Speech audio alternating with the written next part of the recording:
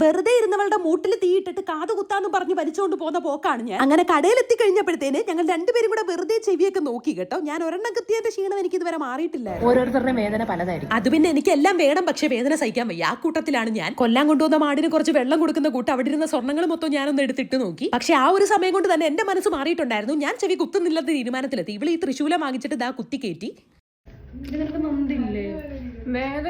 ദിവൾ ഇങ്ങനെ പറഞ്ഞപ്പോഴും എനിക്ക് വിശ്വാസം ഇല്ലാഞ്ഞിട്ട് ഞങ്ങൾ ബില്ലൊക്കെ പേ ചെയ്ത് കടയിൽ നിന്ന് ഇറങ്ങി കഴിഞ്ഞപ്പോ ഇവക്ക് വലിയ റിയാക്ഷൻ ഇല്ലല്ലോ എന്ന് വിചാരിച്ച് ഞാൻ തിരിച്ചു ചെന്ന് കേട്ടോ കുത്താൻ വേണ്ടിട്ട്. എന്റെ ഒരു ആശ്വാസത്തിന് എരന്ന് വാങ്ങിയ നമ്മിങ് ക്രീം കുറച്ച് തേച്ചു കൊടുത്തേ. ഇറങ്ങി ഓടണോ വേണ്ടായോ എന്നുള്ള ചിന്തയിലാട്ടോ ഇങ്ങനെ ഇരിക്കുന്നത്. ഒരു തവണ കുത്തിയോണ്ട് ഇതിന്റെ വേദന എന്താണെന്ന് എനിക്ക് കൃത്യമായിട്ട് അറിയാം.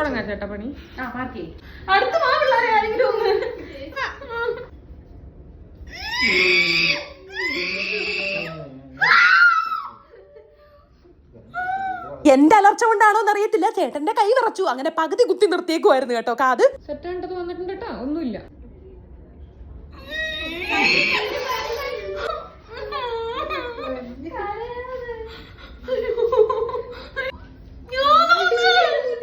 സുഖായി സുഖായി കഴിഞ്ഞു കഴിഞ്ഞു കഴിഞ്ഞു. ഒരു പ്രശ്നവുമില്ല, ഒരു കുഴപ്പമില്ല, ഭംഗിയായിട്ടിരിപ്പുണ്ട്.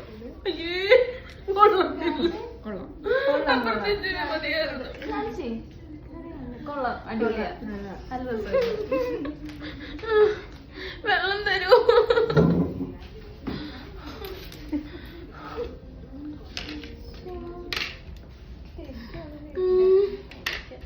നല്ല രസമുണ്ട്.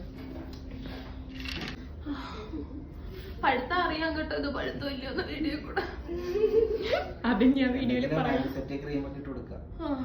ഇനി തൊട്ടതാക്കണ്ട.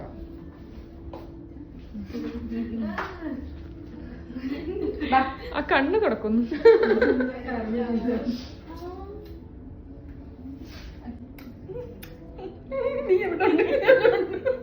പടകേറ്റി വിട്ടത് ഞാനാണെങ്കിലും ആദ്യം ഞാൻ തിരിഞ്ഞോടിയെങ്കിലും തിരിച്ചു വന്ന് കുത്തി കേട്ടോ. പിന്നെ ഇവിടുത്തെ നമ്മുടെ കൂടെ നിന്ന 2 സ്റ്റാഫാണ്. എന്റെ മക്കളെ നിങ്ങൾ അടിപൊളിയാണ്. ചക്കര ഉമ്മ ടാറ്റ ബൈ, സീ യു.